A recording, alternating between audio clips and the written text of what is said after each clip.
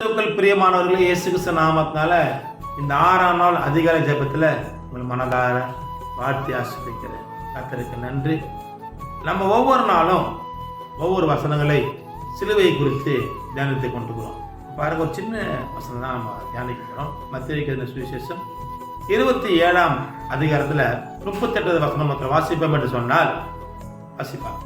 அப்பொழுது அவருடைய வலது பக்கத்தில் ஒருவனும் அவருடைய இடது பக்கத்தில் ஒருவனுமாக 2 கள்ளர் அவரோடு கூட சிலுவைகளில் அறையப்பட்டார்கள். பாருங்க, ஒரு உலக ஆள பிறந்த ஆண்டவராக இயேசு கிறிஸ்துவை யாரோடு கூட ஒப்பிடுறாங்கன்னு சொன்னா, வலது பக்கத்துல ஒரு கள்ளனும் இடது பக்கத்தில் ஒரு கள்ளனையும் ஒப்பிட்டு அவருக்கு ஒரு நல்ல ஒரு கெட்ட பெயரை உருவாக்கும்படியாக அந்த காலகட்டத்தில் 2 கலர்களை எங்க என்ன பண்றாங்க, அவர் மத்தியில வைக்கிறாங்க. ஏன் சொல்றேன்னா, அநேக அற்புதங்களை செய்து அடையாளங்களை செய்து அநேகர் ஆசிரியத்து பாவில்லாதவனுக்கு பார்வையும் முடவனுக்கு நடையும் உண்டாக்கி அநேக நன்மைகளை செய்து கிறிஸ்து தான் ராஜா என்று அறிவித்த போது அவர் என்ன பண்றாங்கன்னா, அவரை 2 கள்ளர்கள் மத்தியில நிக்க வைத்து அவர் பேரு கெடுத்து அவர் யாரை விசுவாசிக்க கூடாதபடி, ரட்சிக்க கூடாதபடி, அவர் வணங்க கூடாதபடி கல்லனுக்கு ஒப்பாக அவர் அங்க நிறுத்துறாங்க. அமே சொல்ல மாட்டீங்களா? சில பேர் சொல்றாங்கன்னா, நீ என்ன பண்ண, ஒண்ணு முதலாக ரட்சித்துக்கொள், உன்னை ரட்சித்துக்கு திராணி இருந்தா அமே சொல்ல மாட்டீங்களா? நீ எல்லாரும் ரட்சிப்புன்னு சொல்றாங்க. ஆனா ஆண்டவராகிய இயேசு அந்த நேரத்துல கூட, அந்த இடத்துல கூட அவர் பொறுமையா இருந்து சிலுவை தாழ்த்தி 3ஆம் நாள் சிலுவையில வெற்றி சிறந்தார்.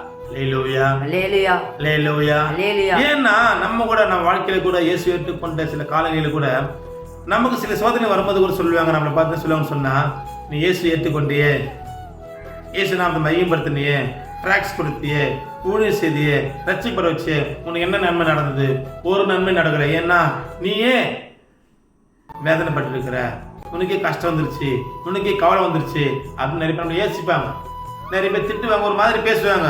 ஆனாலும் கர்த்தரை விடாத பட்சமாய் அவரை நோக்கி பார்த்து அவர் பாதப்படல அமர்ந்திருக்கலை பாக்கியவான்கள். அப்படிதான் பிதாவின் சித்தத்தை நிறைவேற்ற ஆண்டவர் யார் என்ன தூஷித்தாலும், யார் என்ன பேசினாலும் அவர் சிலுவையில என்ன பண்ணாரு, மறுத்து 3ஆம் நாள் உயிர்த்தெழுந்து வெற்றி சிறந்தார். அது போலதான் நமக்கு ஒரு பாடுகளும் வேதனைகளும் துன்பங்களும் துயரங்களும் வந்தாலும் கர்த்தர் நிமித்தமா அதெல்லாம் சகித்து நாம் என்ன பண்ணுவோம், இந்த பூமியில கர்த்தர் நிமித்தமா, இயேசு நிமித்தமா, சிறு நிமித்தமா வெற்றி சிறுக்க கர்த்தர் நம்மை ஆஸ்வதிக்க வல்லவராக இருக்கிறார். இந்த காணொலியை பார்த்து கொடுக்கிற ஒவ்வொரு கர்த்தர் ஆஸ்வதிங்க. இயேசு மூலமா நல்ல பிதா.